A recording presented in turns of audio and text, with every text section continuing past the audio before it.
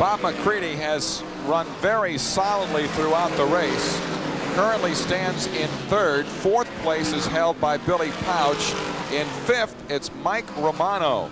Sixth place is Jack Johnson.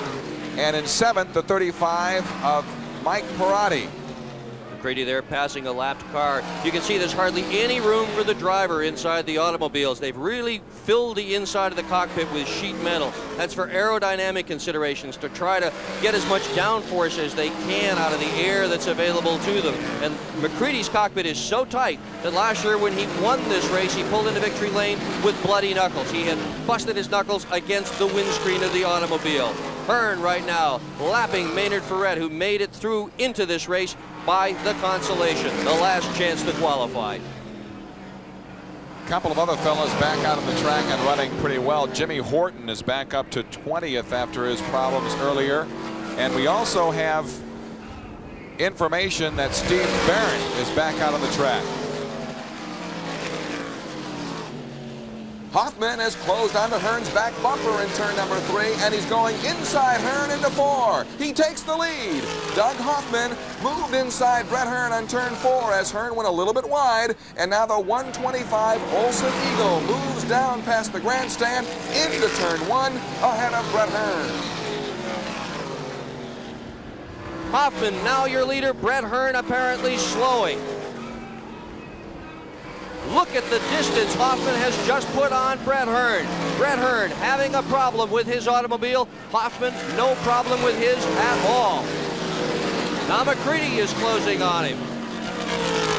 McCready tries to dig inside of Brett Hearn coming off 4, can't do it. Hoffman has pulled by Brett Hearn and assumed the lead. Hearn apparently has things back together again, and McCready is unable to catch him in the battle for second. Again, driving in traffic is such a critical facet of this race.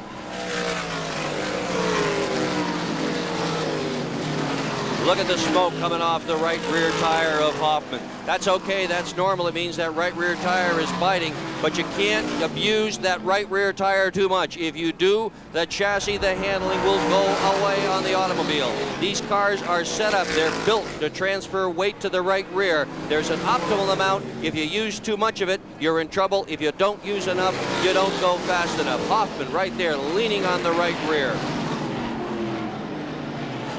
Once again in traffic heading into turn 4.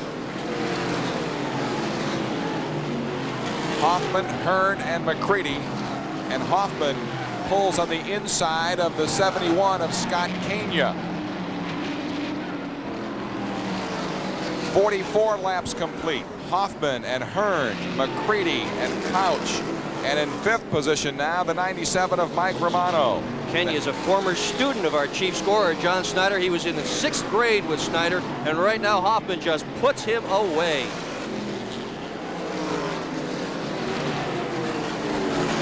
Hoffman working lap traffic coming off the 4th corner. At this point, at least, Hoffman has things all his own way. You see Brett Hearn just entered the picture. He's on the right side of your screen. He is in 2nd position at this moment. We've run the most consecutive laps under green that we have all afternoon, and you might anticipate, if a yellow comes out, if some of the leaders might come into the pits. Look how that hole upsets the balance of the cars as they run into the 3rd turn. Hoffman on the high side, that's the tough place to pass. And if he had a rear view mirror, he would have just then caught a glimpse of Brett Hearn, who has closed the gap. Brett Hearn now closing the gap on Doug Hoffman. We are working lap 47 at this point. It may all be academic because when pit stops come up, it will surely shuffle the deck. Many of the teams are prepared for those pit stops by having Winston Cup equipment, and those are the jacks that work extremely fast, the air wrenches that work extra fast. And many of these crews have practiced for the pit stops because they will be exceptionally important in the outcome of today's event. Andy Fusco is in Doug Hoffman's pit. Okay, I'm down here in the pits with Keith Hoffman, the other half of the Hoffman Brothers racing team. Keith, your brother seems to be having a good ride. How's it going out there? It's going real good. The car's working good. He's just taking his time out there. He's the leader now in the event. When are you going to be bringing him in? Well, the next caution flag is going to come in. There's the report from the Hoffman pit. Now back up to you, Dick and Doug. Here's Barefoot Bob. He's had what might be defined as a lousy week. Earlier in the week, he took his car home, went to work on it, took the body panels off, left them outside the garage, and wouldn't you know it, somebody stole them. He had to make up new body panels. Both doors of the back deck got taken away from him, and right now he'd like to take second position away from Brett Hearn. McCready closed on Brett Hearn. Look at all the traffic in front of him. This is the kind of advantage that McCready needs. Hearn wobbling in the corners. Tight traffic. McCready is under him. And McCready looking to pass in front of the grandstand, can't do it. They are in traffic in turn 1. Hearn continues to hang on to number 2, and we have a yellow flag. There's debris on the track. That pass won't count. The pass came after the yellow flag. They do not race to the caution flag here. There's the debris on the racetrack. Somebody lost something. There's some on there the goes some more. stretch, Kaplum. right? Something just came right off a car. And then also heading into turn 1. And that's the roof we were looking at earlier. Well, what's left of it anyway. That's Rick Jeffrey's car. Or what's left of it anyway. The roofs on these cars are fiberglass, and as you can see, they can only take a certain amount of abuse, and they decide, well, we're not going to take any abuse anymore. You see Jeffrey's car just shedding panels. There goes another one right there. Eventually it'll stop doing that, and perhaps if he could get squared away with that thing, get enough panels off to let him continue. We're racing under the yellow. Black That's- flag comes out for Jeffrey. That means he's going to have to go in the pits and repair it and have a consultation. They may or may not let him continue. Several of the hot competitors are getting ready for pit stops under here this they caution come. flag. Look at this. McCready and Hearn and Pouch all coming in. Jack Johnson coming in. Also Mike Romano. Hoffman stays out. Hoffman stays out. Brett Hearn. Oh, contact in the pit between Hearn and the 9 of McCready. Look at how busy this is. McCready and Brett Hearn are both trapped in at the moment by other cars. Not enough room for everybody to work in the pits. Watch the action. Right rear tire change right now on Brett Hearn's car. They check out the front tires. This is McCready's number 9. New tires going on. Look at the old tires smoking on McCready's car. That pit stop is done. He cannot get out. McCready trapped. Hearn moves. McCready moves. Hearn and McCready do get out of the pit area.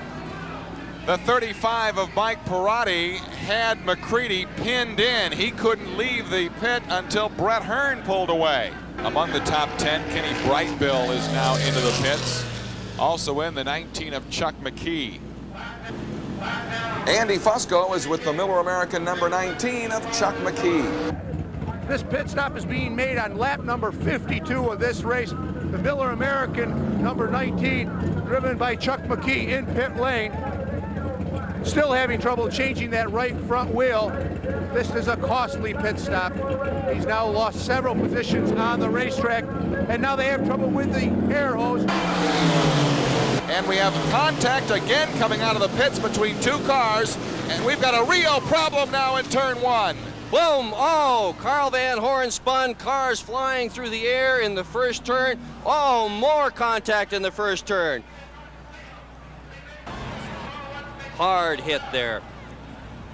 Everybody was in a big hurry to get out of the pits, and it proved to be very costly indeed. Tommy Corellis also involved in turn 1. Also involved Chuck McKee, the 19. Let's take a look at what happened. As Chuck McKee was leaving the pits, he drove into the path of the 71E driven by Carl Fuzzy Van Horn. Now Van Horn's car spun out into the middle of the racetrack and came to rest facing the pack as they entered the first turn.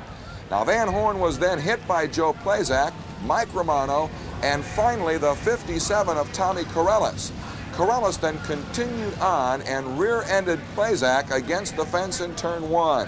This is a closer look at the impact on Carl Van Horn as he sits helplessly in the middle of the track. Carl Van Horn appears to be all right, but obviously shaken as he exits his car. He'll be examined thoroughly by the medical staff to make sure he's okay. Meanwhile, Andy Fusco has another crash victim on pit road. I'm here with Tommy Corellis, one of the early retirees of the day. Tommy, what happened? Just like a bunch of cars were parked in front of me, and I couldn't get around, and I T-boned right into them. I think it was Van Horn was sitting right in front of me. I don't really know. It's just that. It's a shame. Did you see the impact coming out of pit lane? No, I didn't. That was happened behind me, I guess. I was coming on around. I just happened to see one car sitting there, and then another car turned around and faced me. And that's what I hit. I didn't hit the car that was parked. Tommy Corellis, an early retiree of what has been a very attrition-filled race. We can give you the lineup 1st through 10th. In first place, the 115 of Kenny Tremont. He is yet to pit. In second, it's the 14J of Alan Johnson. In third, 20, Brett Hearn. Fourth, 9, Bob McCready. In fifth is the 35 of Mike Perotti. In sixth, 38, Glenn Fitzcharles. In seventh, it's number 70, Rich Urich. In eighth, it's the 30,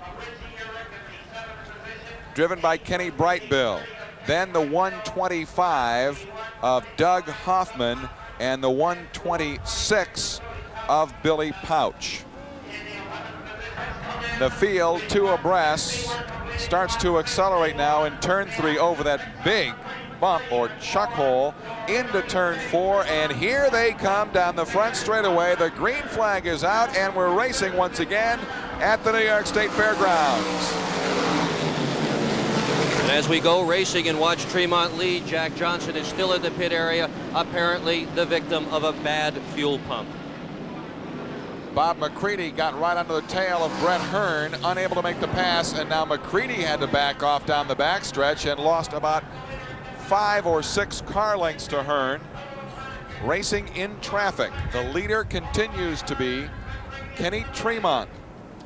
Doug, we've talked about all the new cars in the field. The car that is in the lead right now is not a new car. This is the same automobile that Tremont has used all year long. This is the same car that he won with here over Labor Day weekend. As we watch Brett Hearn right now trying to thread his way through traffic, and barefoot Bob McCready as well, passing the number 444, a lapped car, Brian Stevens. As we tell you that Tremont leads, remember he has yet to take a pit stop. Alan Johnson is currently in second, and he has come in.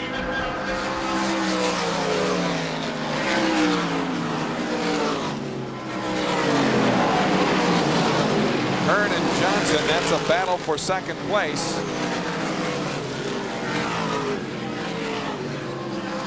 That'll be a good battle, too. Neither one of those people likes to be passed, and you can better believe that Alan Johnson's going to do all he can to keep Brett Hearn behind him.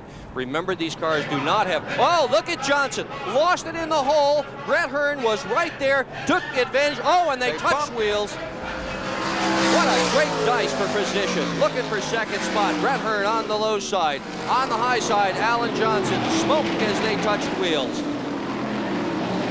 2 very flamboyant drivers there, A.J. Slideways and Brett Hearn, who's been a Charger all afternoon. And they better not mess up, because right behind both of them, waiting for a mistake, is the cunning one, barefoot Bob McCready. Look at him now. They're all going to go around that hole. They saw what happened to Alan Johnson. They say, I'm not going to go through that again. I don't want to mess around with that hole. I'll just run a little high through the third turn. McCready tried to test Hearn on the outside. Wasn't able to get him. Now they are between 1 and 2 and into 2. And there are 3 of your race leaders. That's second, third, and fourth positions. Tremont way ahead right now. He's 200-300 yards ahead. But as we watch second, third, and fourth struggling here, Alan Johnson running in second position. In the middle of the pack of 3 is Brett Hearn. He has been in the hunt all day, as has barefoot Bob McCready. Alan Johnson's tires have 25 more laps on them. Recall, Alan Johnson took that very early pit stop, so his tires are a little bit more worn than the drivers behind him. Tremont continues to lead the event, yet to take a pit stop. The battle royal rages on for second between these three drivers, Alan Johnson, Brett Hearn, and Bob McCready.